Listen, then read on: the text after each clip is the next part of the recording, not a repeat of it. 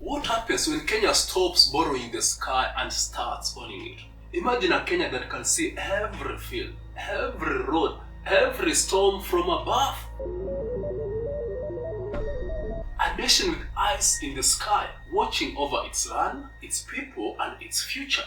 Not just images floating in the space, but answers that matter here on the ground. Farmers knowing the health of their crops before walking into the shamba. Engineers planning roads with precision before a single stone is laid. Rescue teams predicting floods, tracking droughts, and responding before disasters strike. Well, this is not science fiction. It's the power of satellites, tools that turn data into decisions and pictures into progress. And here is the big shift. For decades, we have relied on others to give us that view. But what happens when Kenya builds the power itself? When the orbit above us carries not just foreign satellites, but Kenyan ones too. Not just pictures, answers, faster, cheaper, and designed for us. A future where the sky is no longer borrowed, but owned. Think about it. What will it mean to our economy, our security, our place in the world? Because this isn't just about technology. It's about independence. It's about ambition. It's about stepping onto the global stage in a new way. The question is simple. Are we ready to own that view?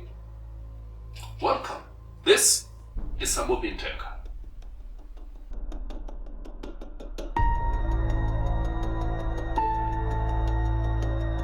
So what exactly is a satellite? And why are some small enough to fit your school bag? Well, at its heart, or simply put, a satellite is just a machine that lives in space and talks to Earth. It circles high above us, quietly sending information back down every second, every day. The easiest way to imagine of it is, think of it as a phone in the sky. A phone that never runs out of airtime, never switches off, and never leaves coverage.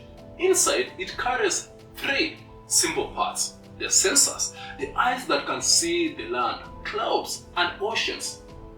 A radio, the voice that sends signals back home. And a brain, the processor that makes sense of everything it gathers. And here is the part that most people don't realize. Satellites don't need to be massive rockets floating in the space. The whole image of a satellite, the size of a bus, still exists. But today's technology has changed the game. Modern satellites are small enough to fit to your school bag. Some are no bigger than your suitcase. And the tiniest one, called CubeSats, are literally the size of a loaf of bread. Tiny machines launched onto the vastness of space, yet powerful enough to guide planes, track storms, and connect entire nations. That is what a satellite really is. Not a mystery, not science fiction, but a practical tool orbiting quietly above us.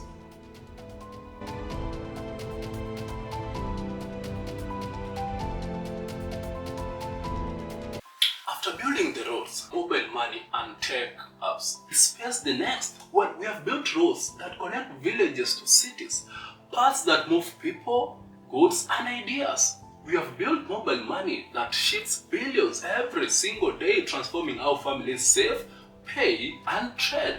We have built tech apps that power startups, applications, and bold ideas across Africa. Step by step, we have proven that Kenya can lead with innovation. And now, for the first time, our eyes are lifting high, staring up on the sky. The question is simple but massive. Can Kenya be a satellite nation? We are not starting from zero. In fact, we have already made history. Kenya's first satellite, the one called PF, a small university-built CubeSat, was carried into International Space Station in 2018 and deployed onto the orbit. The mission was simple: technology testing and education. But its meaning, enormous. It's a proof that Kenyan engineers can design, build, and operate a spacecraft. 5 years later in 2023, we reached another milestone.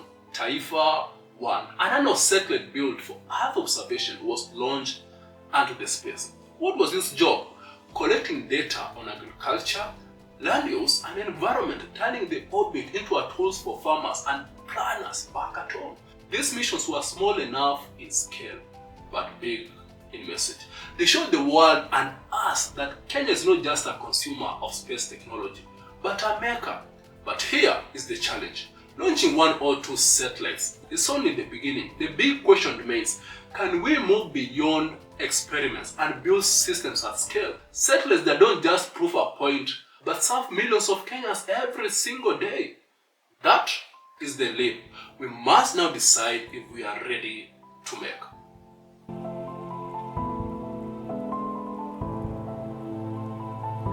Why should ordinary Kenyans care about the satellites in the first place?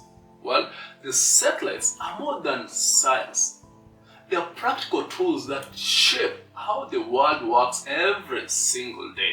They tell farmers when drought is coming, giving them a chance to protect their crops. They map roads and cities, helping planners design smarter, safer growth. They connect remote schools to the internet so even the most isolated children can learn. They warn us of storms before they hit, saving lives and guiding emergency responses. And globally, satellites are a silent engine behind the modern life. They power weather forecasts, global trade, GPS navigation, and even logistics of how food and packages reach your door. For Kenya, the promise is enormous. It could mean stronger farming systems, safer costs, cheaper internet, and thousands of new jobs in a rising space economy. Not just technology in the sky, but opportunity here on the ground.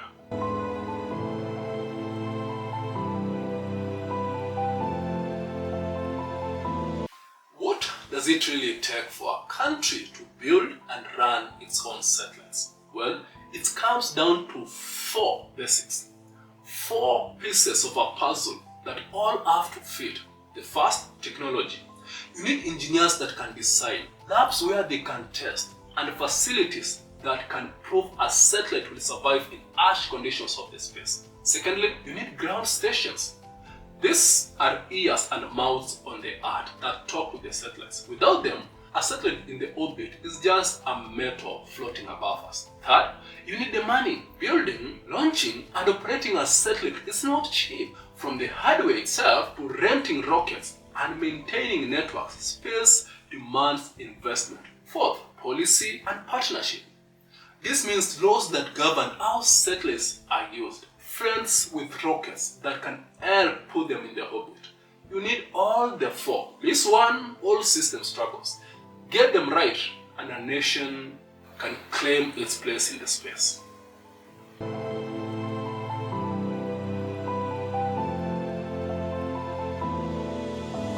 Does Kenya actually have what it takes to join the space race?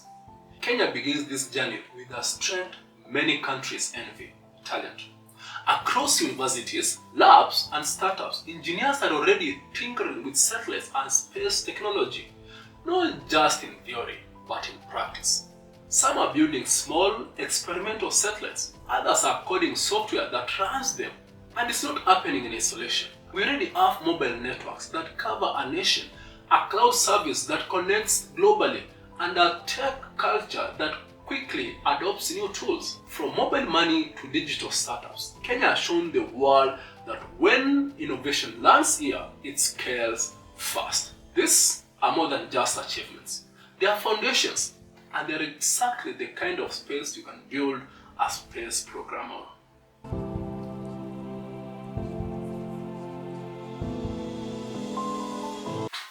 So what's missing, and why is Kenya not already a satellite nation?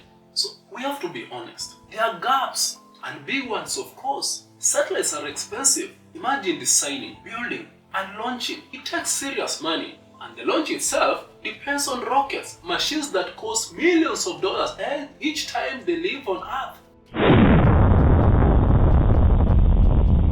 We also need more capacity here at home. More manufacturing and more testing labs. More places where satellites can be built and proven before they ever reach the orbit. Policy is another gap. We need clear laws to protect our airwaves, manage our signals, and at the same time encouraging investors to take the leap into the space. And maybe the biggest of them all is the people. We don't just need a few engineers and researchers. We need thousands more engineers, technicians, operators, the workforce that can design, run, and sustain a space program for decades. Without closing these gaps, the dream of satellite risks staying just that, a dream. How are other countries doing it? And what simple models can Kenya copy? The truth is, no country has to go it alone. Around the world, many nations have started small and grown big. Often, it begins in universities, where students can design, build tiny satellites. These CubeSats are small, affordable, and perfect training grounds for the next generation of engineers. Then comes partnership. Countries team up with foreign launch providers and international space agencies. Instead of building everything themselves, they borrow rocket rights, share technology, and learn from those already in the game. And the final place, data. Smart nations open satellite data to their startups and developers. The data becomes fuel, powering applications, services, and businesses that solve problems on the ground.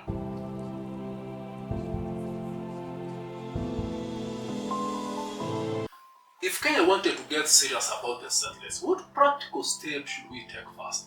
So what should a Kenyan roadmap to space actually look like? It doesn't have to start with $1 billion rockets. It can start simple, practical, and smart.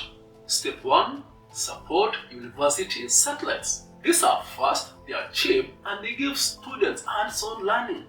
The second step, build at least one ground station here in Kenya. We want our satellites to serve us, and the data must come. The third step, create a clear national space policy. Rules that protect our airwaves, manage our signals, and some that invite investors to build here. The fourth step, use public-private partnership. Governments can provide seed money, with private companies bringing engineering, innovation, and risk sharing. The fifth step, open satellite data to startups, NGOs, and farmers, because it's not just about putting hardware in the orbit. It's about people on the ground who can build with innovation, with the information the satellites provide. Practical steps, one by one, toward becoming a satellite nation.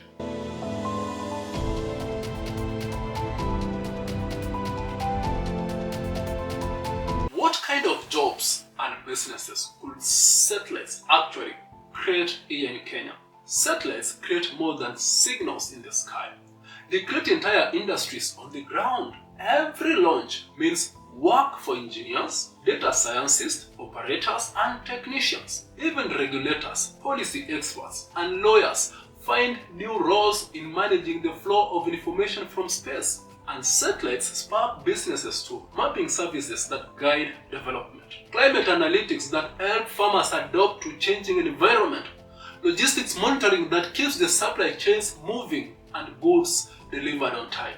This is not a one-off project. It's an industry that can grow, adapt, and scale, creating opportunities across the economy.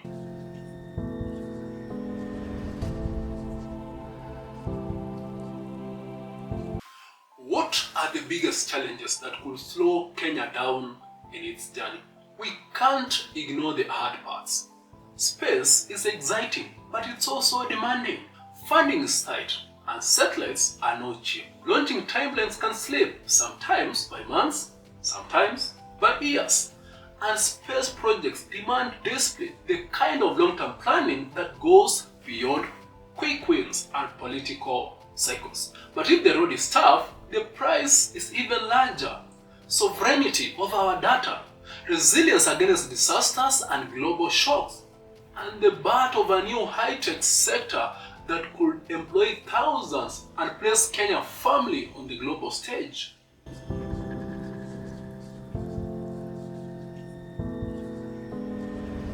So, who needs to step up if Kenya is going to make satellites a reality? So, who needs to act? The answer is simple: everyone. The government must step up with smart policy and targeted investment. Universities must go beyond theory, teaching practical skill and running real satellite projects. Startups must take up the data from the space and turn it into services people can actually use. Private sectors must invest in talent, in infrastructure, in innovation, and the public, we must demand better data, better connectivity, better services that make our life easier and safer. Because if we move together, satellites stop being science fiction. They become a Kenyan infrastructure, a part of our life built by us, for us.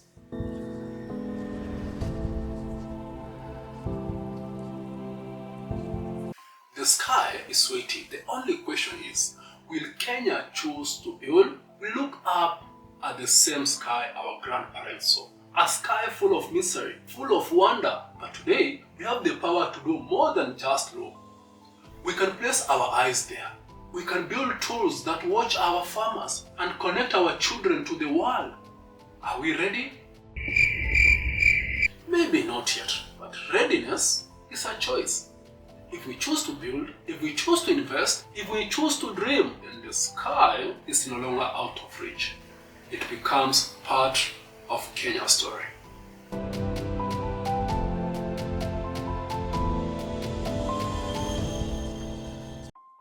In conclusion, satellites are not just machines in the sky. They are tools for progress. They can feed our farmers with data and protect our coasts, plan smarter cities, and spark new industries. Kenya already has the talent, the ideas, and a thriving tech culture. What we need now are focused investment, hands-on university projects, a national ground station, clear policy, a strong public-private partnership that gives local builders access to satellite data. The path forward is practical and within reach. Small steps taken today will unlock the benefits of our people, our economy, our place in the world. And if you found this video insightful, don't forget to like, subscribe, and share. Because the conversations about Kenya's future in space is only just beginning.